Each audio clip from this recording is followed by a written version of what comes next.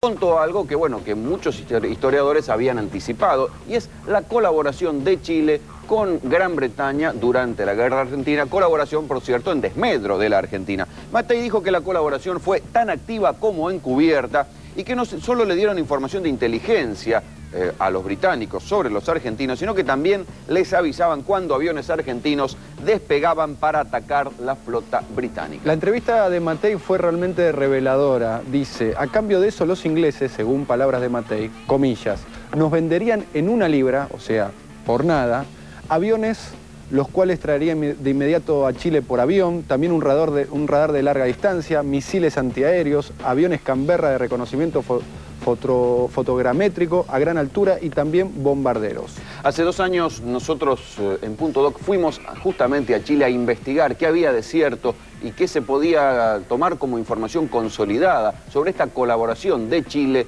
con Gran Bretaña durante la Guerra de las Malvinas. Una especie de primicia que tuvimos en ese momento y que ahora les invitamos a que vuelvan a ver.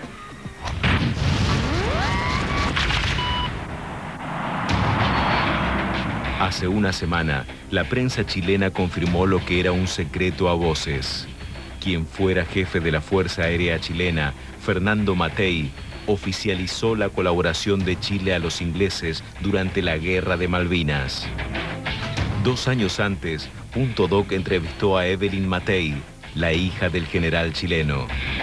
En esa ocasión, Mattei, senadora por la pinochetista Unión Democrática Independiente, ya había sido explícita al hablar de la ayuda chilena en el conflicto. Concretamente, ¿usted me podría enumerar cómo se traducía esa ayuda? Usted me acaba de dar un ejemplo concreto. Información de cuando un avión...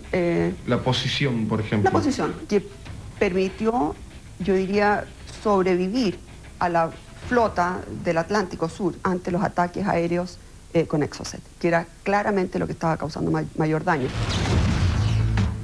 Todo comenzó en 1998, cuando el dictador chileno Augusto Pinochet estuvo detenido en Londres, a pedido del juez español Baltasar Garzón, por violaciones a los derechos humanos. I know how much we owe to you for your help during the Falklands campaign, for the information you gave us, communications, and also the refuge you gave to any of our armed forces who were able, if they were shipwrecked, to make their way to Chile.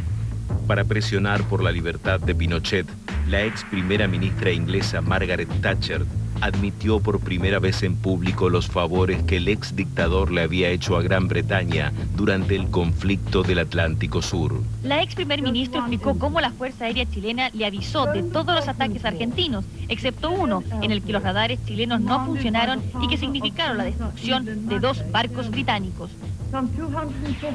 Cerca de 250 miembros de nuestras Fuerzas Armadas murieron durante la Guerra de las Malvinas. Sin el presidente Pinochet, habrían sido muchos más. Por eso tenemos una gran deuda de gratitud con él y con Chile. Las relaciones entre Argentina y Chile nunca fueron del todo buenas. En 1978, ambas dictaduras estuvieron a punto de iniciar una guerra por el canal de Beagle, pero una mediación de último momento del Papa Juan Pablo II evitó el conflicto. Aunque la guerra no estalló, la desconfianza quedó instalada. Había una sensación de tensión y de susto terrible. Terrible.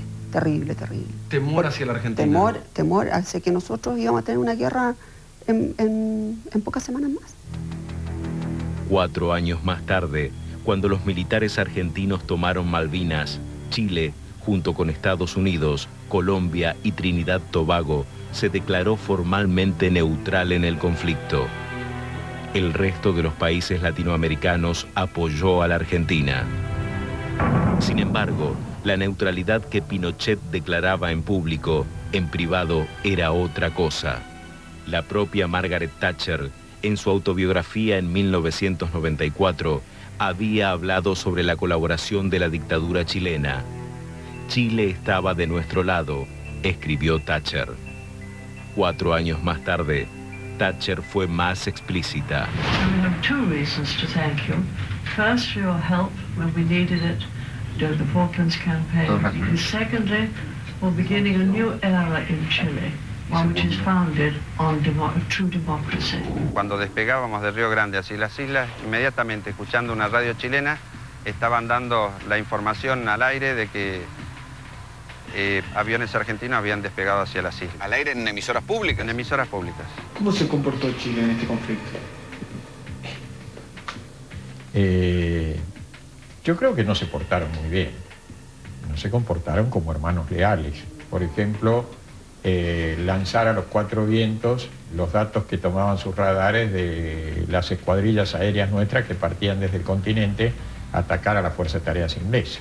Lo que pasa es que en esa época era obvio que nosotros estábamos en peligro muy serio de ser invadidos o de ser atacados por un país mucho más grande que nosotros. Entonces, hay que ser idiota, hay que ser tonto para no creer que nosotros éramos inmediatamente los siguientes en la lista.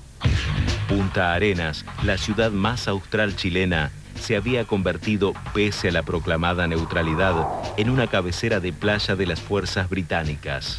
Para esa época sí, aquí lo que llegó fueron muchos periodistas, algunos periodistas verdaderos colegas, y otros que venían disfrazados de civiles, que eran oficiales de inteligencia, o oficiales del Armado, o de la Fuerza Armada Inglesa, que estaban aquí en los hoteles, escuchando, sabiendo, a fin, informándose.